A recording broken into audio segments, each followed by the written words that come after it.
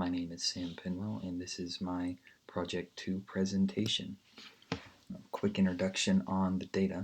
So this data set was collected as a part of an experiment to determine the toxic effects of digitalis on cats while they were taking different anesthetics. Digitalis is a chemical found in the foxglove plant and is used to make heart medications such as digoxin. While this medication is okay for humans and is used a lot to treat different heart conditions, it is highly toxic to dogs, cats, and other animals. This data was collected for the purpose of testing if these different anesthetics increase the toxicity of digoxin to the point that it was also toxic for humans. So the researcher collected 174 cats. They were put on a fast for a few days, and then after doing so, the researcher performed experiments using 2 different anesthetics and a variable amount of digitalis. They were given different amounts of digitalis until the cat died. Then the researcher removed all of the bodily fluids, weighed their body, and finally removed the cat's heart and surrounding tissue, then weighed the heart. The hearts were removed and weighed due to a recommendation by another researcher who claimed that the heart weight in the calculations improved accuracy. Now note that this implies that there is existing data involving cats and their heart weight, and this is actually a known method called the cat method. This experiment was very costly, $600,435.66 when adjusted for inflation. What I want to know is that could the researcher have saved costs by using a simple linear regression model to predict the cat's heart weight based off of its body weight, using the aforementioned research data?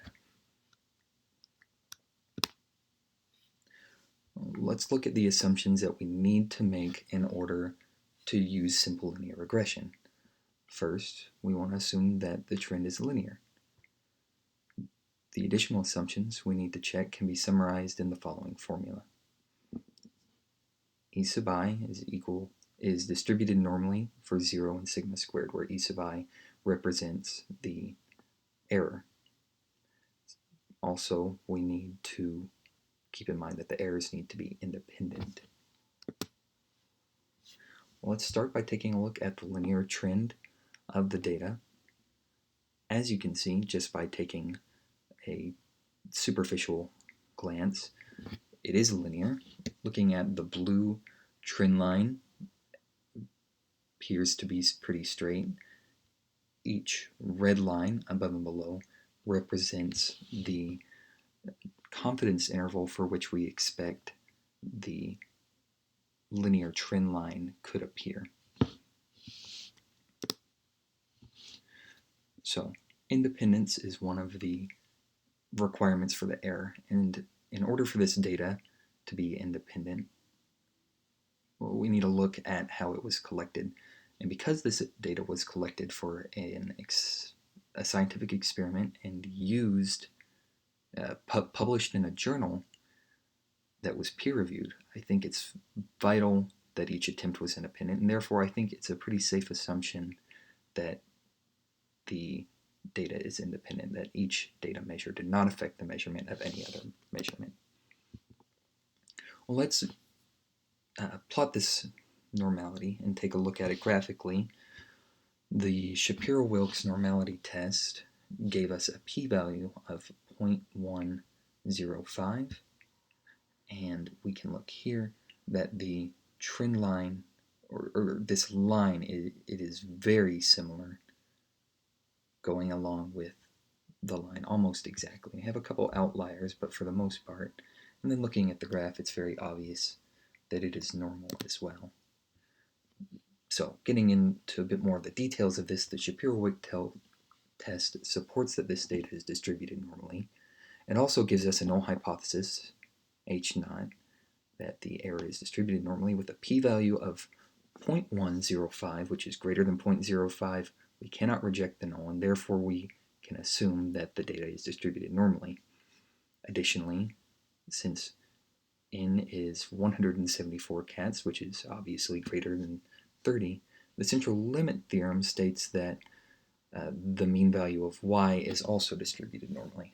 Based on this analysis, we can conclude that the data is normally distributed fairly confidently.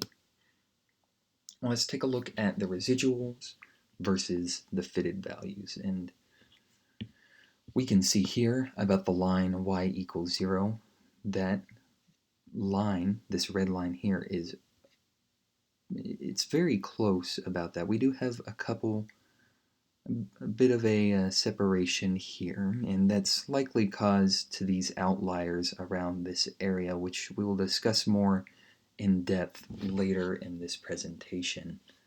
But as you can see, the constant variance is very close to the fitted value line.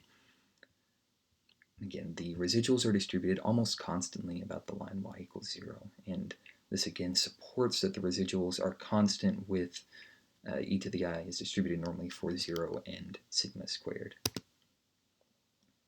Let's look at the linear model. So I predicted that the data would be satisfied by a simple linear regression model. This is given by y sub I is beta naught plus beta 1 times x1 plus e1, or I'm sorry, epsilon 1. This can be estimated by y sub I equal to beta naught hat plus beta naught hat x1 plus r1, where beta 1 hat is estimated using the least squares. Beta 1 hat is equal to ssxy over ssxx, and then beta naught is equal to y bar minus beta 1 hat times x bar. How good is the model? So in order to use simple linear regression, we need to have a linear model. That's one of the first assumptions that we made. And despite evidence pointing to the model being linear, when comparing the adjusted r-squared values for a quadratic model and the linear model, it appears that the quadratic model was more accurate. And here's the residual versus fitted for the quadratic model. You can see that it's more or less the same. It's very similar, but the quadratic model showed an adjusted r-squared value that was not much, but definitively less than the adjusted r-squared value for the linear, and therefore, based off that, we are going to have to start to assume that the quadratic might be the better fit for this data. Well, before we completely conclude that, let's make sure that we don't have any bias caused by outliers. And you can see here we have a couple pretty big outliers in the data. 104 and 140 are both above 0.10, therefore they have to be, by Cook's method, they can be removed, and that will improve the quality of the graph. So before concluding that the quadratic model is more accurate, we need to remove the bias. Using Cook's method, like I said, we found those two outliers that were affecting the model. After removing these, again, I compared the two models. Both models appeared more accurate than previously, but the end result was the same, that the quadratic model is a better fit. And so let's look at the summary of those updated models. Linear model had a multiple r-squared value of 0.6372 and adjusted r-squared value of 0.6346, whereas the quadratic model had an adjusted r-squared value of 0.6331. And since that r-squared value is, therefore we have to accept the quadratic model. So the conclusion, while the data appeared linear in many ways, it turns out that a quadratic model is a better fit for the data, should be used making predictions. Therefore, we cannot use simple linear regression, rather would be using quadratic regression instead in order to perform that calculation. Also revealed during this analysis is the effect of imprecise data. Since the data was only used to 1 degree precision, there was a large amount of variability between each heart and body weight. For example, there were many y values to each x value.